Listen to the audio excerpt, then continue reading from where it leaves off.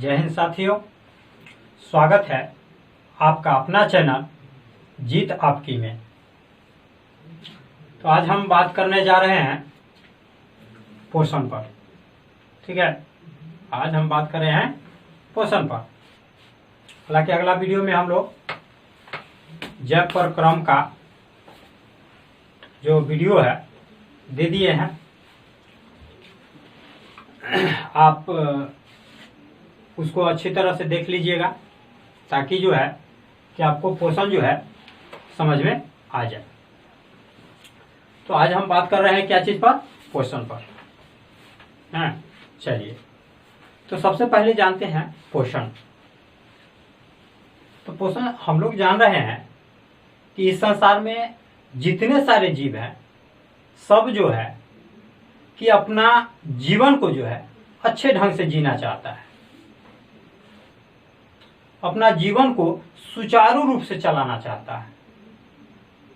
तो प्रत्येक जीव को अपने जीवन को सुचारू रूप से चलाने के लिए पोषण की आवश्यकता होती है।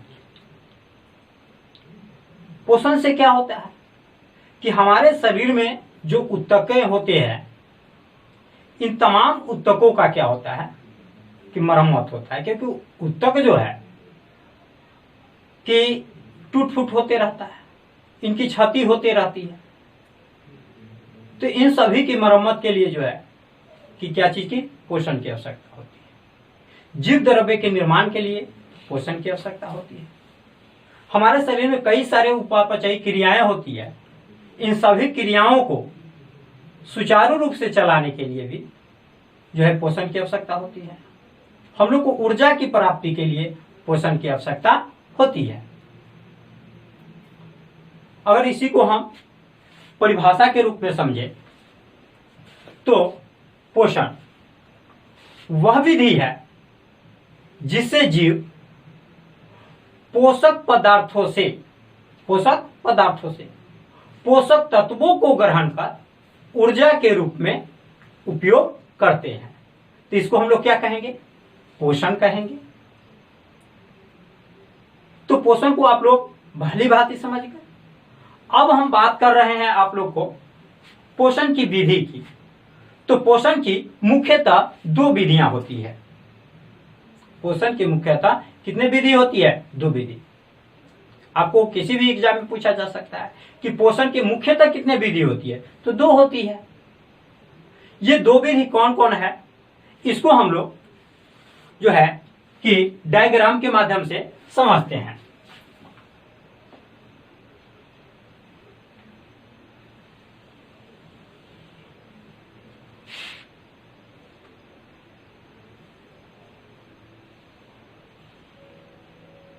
ठीक है, चलिए तो अब देखते हैं पोषण की मुख्यतः जो विधि होती है वो दो होती है।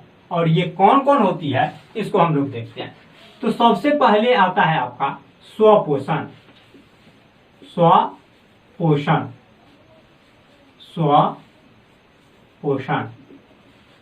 ठीक है। स्वपोषण को अंग्रेजी में हम लोग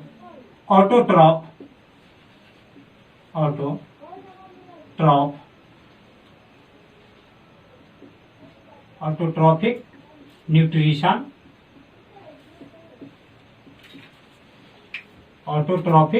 न्यूट्रिशन कहते हैं। समझ में आ गया? पहला क्या होता है? स्वपोषण, जिसको हम लोग अंग्रेजी में ऑटोट्रॉफिक न्यूट्रिशन कहते हैं। दूसरा जो हम लोग का होता है वो होता है परपोषण।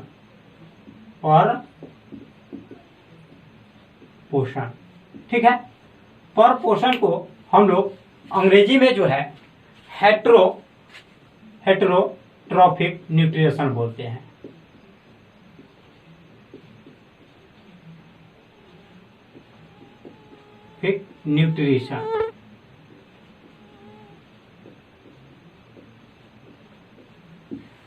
हेटेरोट्रॉफिक न्यूट्रिशन बोलते हैं। अब हम लोग ये समझेंगे कि स्वपोषण क्या है। ठीक है ना? स्वपोषण, देखिए स्वपोषण की जब हम बात करते हैं तो क्या होता है? स्व यानी कि स्वयं, स्व माने क्या होता है? स्वयं या स्वतः। इस संसार में बहुत सारे जीव हैं, तो कुछ जीव जो होते हैं अपना भोजन स्वयं संश्लेषित करते हैं, और कुछ जीव जो है अपना भोजन स्वयं संश्लेषित नहीं करते हैं। तो जो जीव अपना भोजन स्वयं संश्लेषित करते हैं तो वैसे जीव को हम लोग क्या कहेंगे? स्वपोषी जीव। और जो जीव अपना भोजन स्वयं संश्लेषित नहीं करते हैं उसको क्या कहेंगे? परपोषी जीव। तो इसको परिभाषित कैसे करेंगे कि ऐसे पोषण जिसमें कोई भी जीव अपना भोजन स्वयं संश्लेषित करते हैं, किसी अन्य जीव शरीर पर निर्भर नहीं होते हैं, तो ऐसे जीव को हम लोग क्या कहेंगे? स्वपोषी जीव। जैसे हम लोग स्वपोषी में जो है पौधे को लेते हैं। किसको लेते हैं? पौधे को। आप सभी जानते हैं। यहां जब हम पौधा की बात करते हैं तो थोड़ा सा समझ लेते हैं कि जितने पेड़ होता है या वृक्ष होता है वे सभी को हम लोग क्या कहते हैं? पौधा ही कह देते हैं, लेकिन ऐसा नहीं है। पौधा की जब हम बात करते हैं तो पौधा जो छोटा होता है, कहने का मतलब हुआ कि पौधा यानी जिसका जड़ जकड़ा हुआ होगा, जिसका जड़ क्या होगा? जकड़ा हुआ होगा, उसको पौधा कहेंगे। पेड़ जिसका जड़ जो है कि क्या होगा? काफी गहराई तक जो है स्तंभ के रूप में गया हुआ होगा, तो उसको हम लोग क्या कहेंगे? पेड़।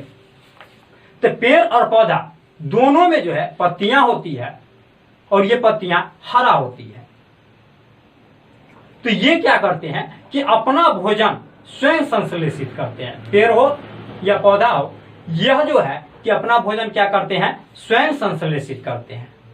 जैसे हम लोग देख लेते हैं, एक हम पौधे के पत्ती को लेते हैं, ठीक है, एक हम पौधे की क्या लेते हैं? पत्ती को लेते हैं।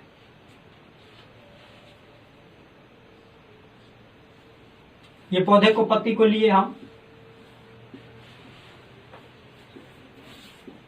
ध्यान देंगे, और पौधे की ये पत्ती को हम लोग लिए। अब ध्यान दीजिए कि इस पौधे की जो पत्ती है इसमें क्या होता है कि हरित लवक, जिसको क्लोरोप्लास्ट बोलते हैं, हरित लवक, हरित लवक जो है मौजूद होता है सारे पेड़ में, सारे पौधे में क्या होता है? हरित लवक यानी क्लोरोप्लास्ट क्या होता है? मौजूद होता है।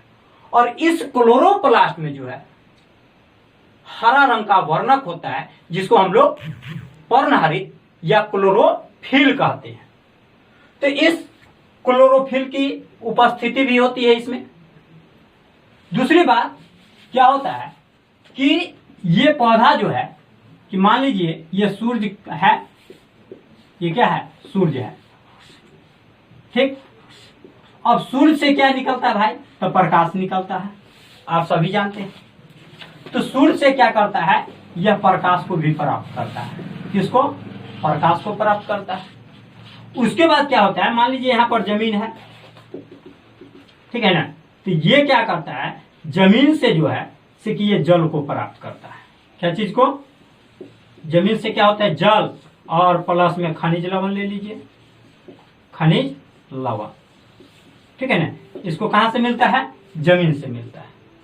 उसके बाद वायुमंडल आप लोग जानते हैं, ये वायुमंडल है हमारा, और इस वायुमंडल से ये क्या करता है पौधा कि यह जो है से कि CO2 जो है वायुमंडल से प्राप्त करता है।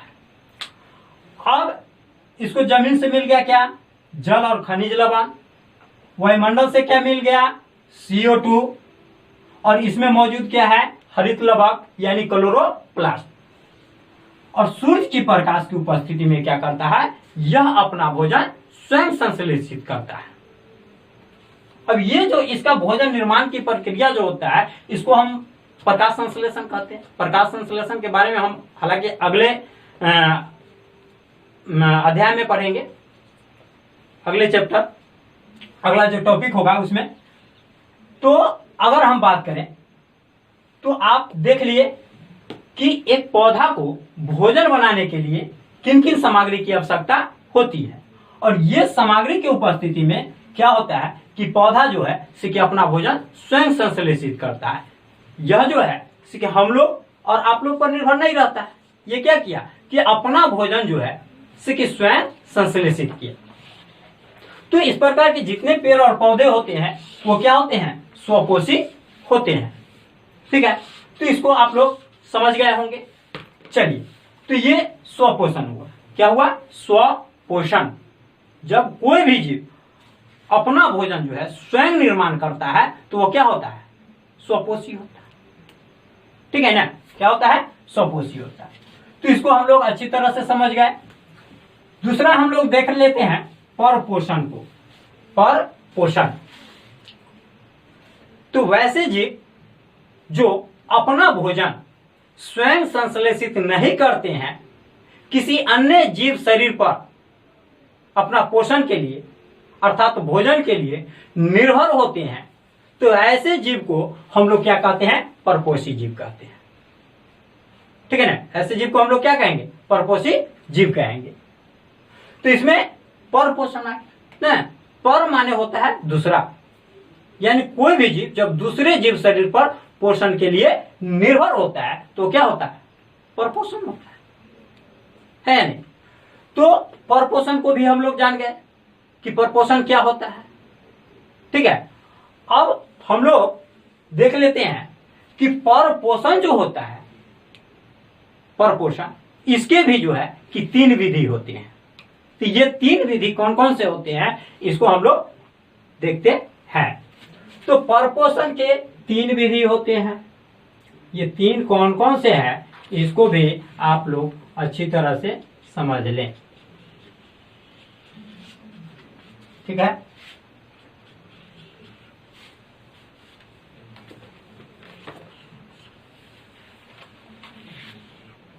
चलिए, परपोषण के 3 विधि कौन कौन से है उसको हम लोग समझ लेते हैं। तो पहला है मृत जीवी पोषण। मृत जीवी पोषण।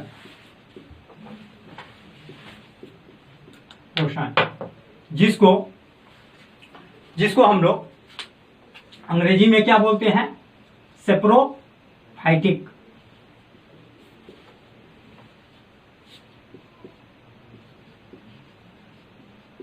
Saprophytic nutrition. Saprophytic nutrition. दूसरा जो होता है आपका परजीवी पोषण। परजीवी पोषण, जिसको हम लोग अंग्रेजी में जो है पैरासाइटिक न्यूट्रिशन बोलते हैं।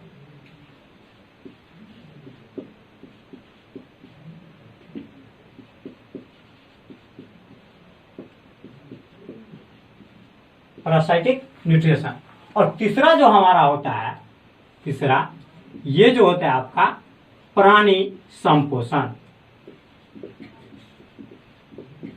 प्राणी संपोषण। ठीक, इसको जो है अंग्रेजी में हम लोग होलोजोइक न्यूट्रिशन बोलते हैं।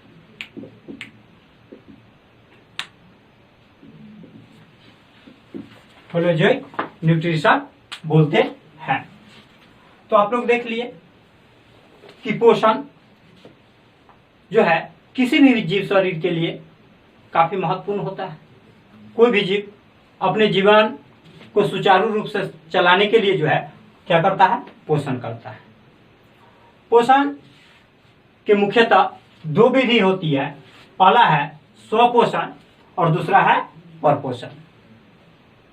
और देखें तो परपोषण का भी जो है कि 3 विधि होती है। पहला है मृत जीवी पोषण, दूसरा है परजीवी पोषण और तीसरा है प्राणी संपोषण। तो इस तरह से हम लोग देखें कि पोषण जो है कि हम लोगों के लिए कितना महत्वपूर्ण है। पोषण की जो आवश्यकता होती है हमारे जीवन में क्यों होती है, कि हमारे जीवन में पोषण की आवश्यकता क्यों होती है भाई? तो ऊर्जा की प्राप्ति के लिए। किसकी प्राप्ति के लिए? ऊर्जा की प्राप्ति के लिए हम लोगों को क्या चीज की आवश्यकता होती है? पोषण की आवश्यकता होती है। जब तक हमारे शरीर में ऊर्जा नहीं होगा तो हम लोग किसी कार्य को जो है संपन्न नहीं कर सकते हैं। ठीक है ना?